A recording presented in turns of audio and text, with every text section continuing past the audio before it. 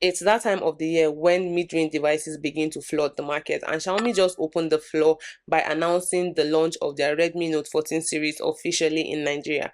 When Xiaomi announced the Redmi Note 14 Pro alongside other Redmi 14 series, a lot of people, myself included, wondered if they could maintain their reputation for value while still pushing into more premium territory. If you ask me, I would say this device sits at a price where every dollar counts and every feature included needs to be justified. After extensive use of the Redmi Note 14 Pro, I can say it represents both the strengths and compromises of a modern mid-range smartphone. Let's see what's new with the Redmi Note 14 Pro and how it stacks up against its predecessor, the Redmi Note 13 Pro 4G. The Redmi Note 14 Pro brings some nice upgrades over its predecessor. The first thing you'd notice on the newer model is the design. The design has gotten a complete revamp from what we had on the Note 13 Pro from last year, and I'm loving every bit of it.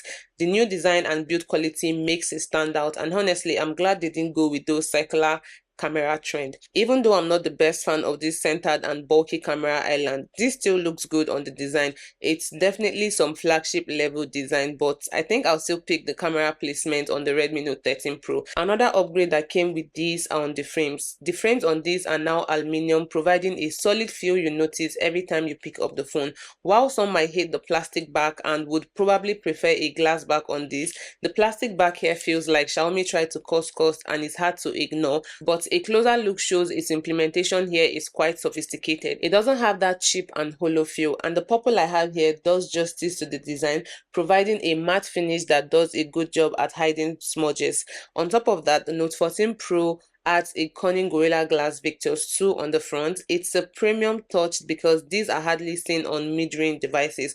That should protect the screen against everyday scratches and drop. It's tougher than the Gorilla Glass 5 on the Note 13 Pro from last year, but it's still glass and has the tendency to break. Another big improvement is the IP rating. The Note 14 Pro has an IP64 rating, and I'm sure you already know what that does. And the 14 Pro is actually lighter on the hand if I'm comparing to the Note 13 Pro. The weight distribution feels even, material build is solid and well made, and is not too heavy for extended use. The camera bump behind doesn't get in the way when the phone is placed on a surface or when using it. Like I said, even weight distribution. Like on most Redmi devices, we get an IR blaster, one mic, and one of the two stereo speakers. At the bottom sits a second speaker, a second mic, and a Type-C charging port. The stereo speaker setup with Dolby Atmos certification delivers full sound. While they won't replace your dedicated speakers, they make YouTube videos and casual music listening to enjoyable. It's a good thing they still maintain the headphone jack, which is something most devices in this segment have abandoned, which also gives room for flexibility. Turn on the display and the improvements are not so different, except now the Note 14 Pro sports a curved screen and is pushing brightness to new level. We basically get the same display specs from last year. The 6.67-inch AMOLED 1080p panel shared by both generations tells a very similar story in real-world use. The Note 14 Pro pushes brightness to new heights with 1800 nits of peak brightness compared to last year's 1300 nits on the Note 13 Pro. This really transforms outdoor user experience. The fingerprint scanner is an under-display sensor, works and unlocks at a decent rate. The 120Hz refresh rate remains smooth and responsive, though it's worth noting that this isn't an upgrade over the previous generation. The overall display experience offers smooth scrolling and vivid colors. The performance on this sees a shift from the MediaTek Helio G99 Ultra on the Redmi Note 13 Pro to a MediaTek Helio G100 on the Redmi Note 14 Pro. The chipset on this device is where the compromises becomes most obvious. I really don't know what to make of it, but a G100 Ultra on this device just doesn't cut it for me, and this also has its downsides, but for daily use this change brings subtle improvement but not a dramatic one, considering both chipsets are almost the same. Apps open as fast as they should and the system feels slightly more responsive, but performance wise you wouldn't notice a huge difference between these and the Redmi Note 13 Pro. When it comes to gaming, the Note 14 Pro handles games as well as expected, but not so different from the older model if I'm comparing it. For big gamers who enjoy flexing their phones by running graphic intensive games, you will still need to lower your graphics setting to play without lags or stuttering. It's also important to note that if your choice of mobile game includes Warzone Mobile, you simply can't run it on this. But others like Call of Duty, Farlight 8, PUBG and other racing games played just fine, and I didn't notice any abnormal temperature rise after gaming for a while. This one might give you a few frames per second, but it won't let you go all the way high to ultra like more expensive gaming phones would. Looking at the Note 14 Pro camera setup, not much has changed from the Note 13 Pro. The biggest camera upgrade now is the upgraded selfie camera, up from 16 megapixel on last year's model to 32 megapixel on the Redmi Note 14 Pro. The new selfie lens captures better skin tones with the right amount of light, while the rest still supports the same camera specs from last year: a 200 megapixel main camera lens, an 8 megapixel ultra wide lens, and a 2 megapixel macro lens. In real life, I could see some improvement with the image processing, but to get the best out of these cameras, you need adequate light. In daylight shots, you get photos with rich colors and plenty of details. The dynamic range is good, capturing both bright and shadowy areas quite well. Nature comes out the best. I like how it captures nature. The green are really green with great details and the color pops.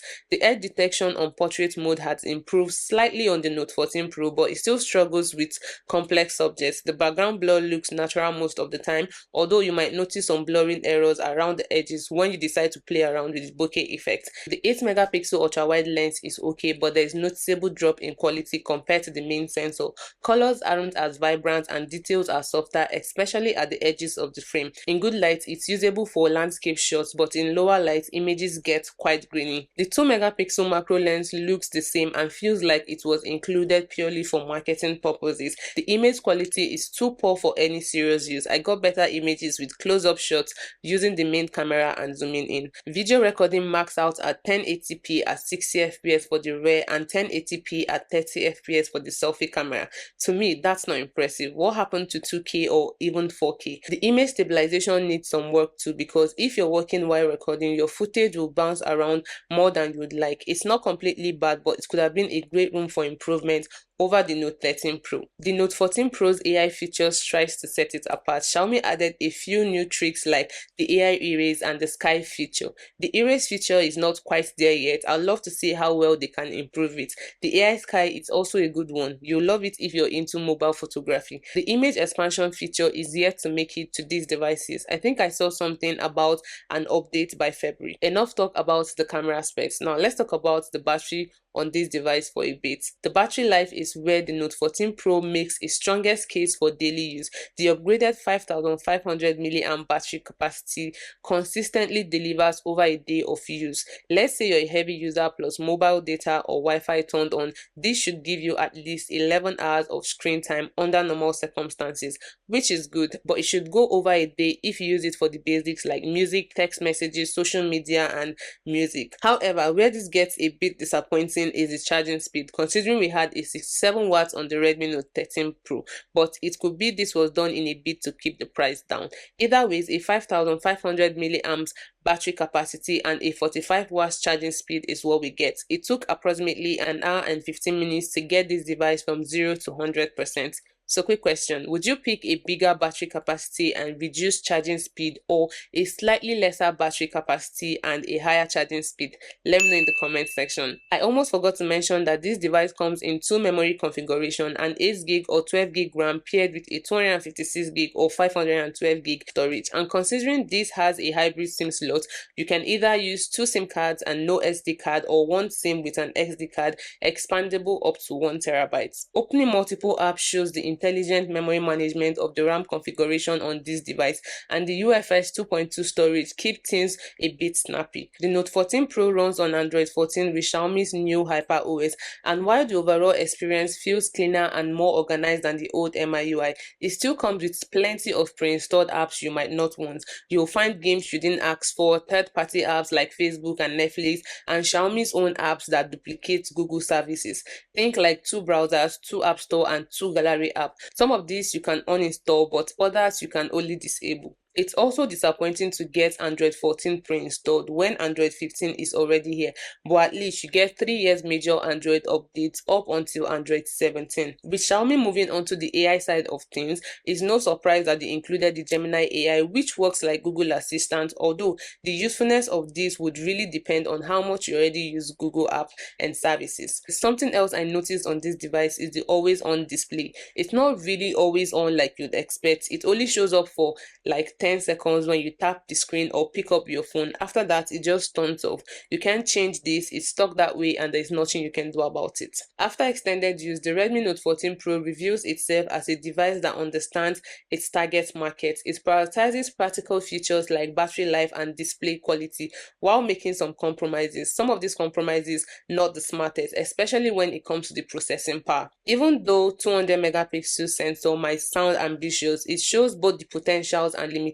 of mid-range photography. I'm guessing this device should launch around 400,000 naira, but I'll make sure to update this once I get the actual price. Just check the comment section for that. For that price, this smartphone represents the current state of mid-range smartphones, devices that can offer flagship-like experience in many ways while still maintaining differentiation from premium devices. Is it perfect? Absolutely not, but it is honest about what it offers, and for many users, that combination of practical features and reasonable compromises will make more sense to them than spending twice as much on a flagship device. But if you already own the Redmi Note 13 Pro, I wouldn't recommend switching to this newer model, except you're coming from one of the older models. So yeah, that's it on the Redmi Note 14 Pro. What do you think about this device? Do you think is a hit or miss from Xiaomi, and would you actually get one of these? Let me know in the comment section, and like always, I'll catch you guys on the next one.